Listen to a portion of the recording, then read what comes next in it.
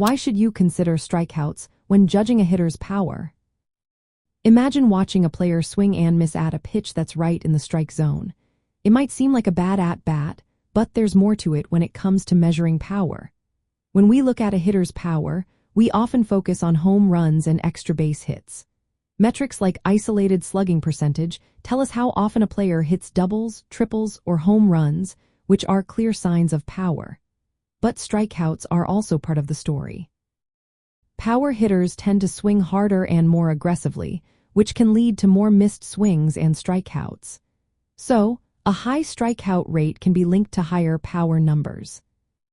Research shows a moderate positive relationship between strikeout percentage and power metrics. This means that players who hit more home runs or have higher isolated slugging percentages often strike out more. For example, a hitter with a high ISO value might also have a higher strikeout rate. But it's not a perfect link. Some power hitters strike out less than expected, and some players with lots of strikeouts don't hit many home runs. The correlation is around 0.3 to 0.4, which indicates a noticeable but not overwhelming connection. Considering strikeouts helps give a clearer picture of a hitter's overall ability to produce power efficiently.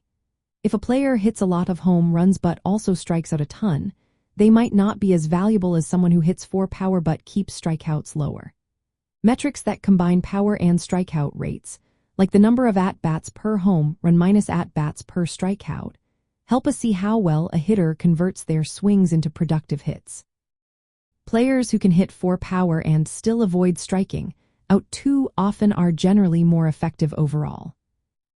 Looking at history, many power hitters used to be known for their all-or-nothing approach, swinging for the fences and striking out a lot.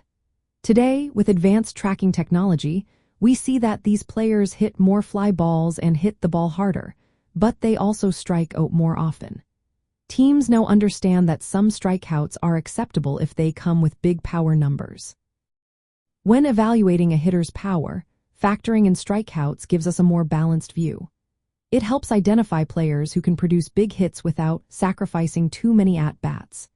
Coaches and analysts look at both power metrics and strikeout rates to find players who can hit home runs and still make consistent contact.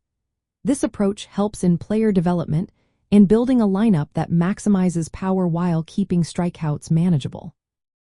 So, considering strikeouts when judging a hitter's power isn't just about counting missed swings. It's about understanding how well a player can turn their swings into productive hits. The moderate link between strikeouts and power shows that some players strike out more because they swing harder, but the best hitters find ways to balance both. That's why strikeouts matter when you're trying to get a full picture of a hitter's offensive strength.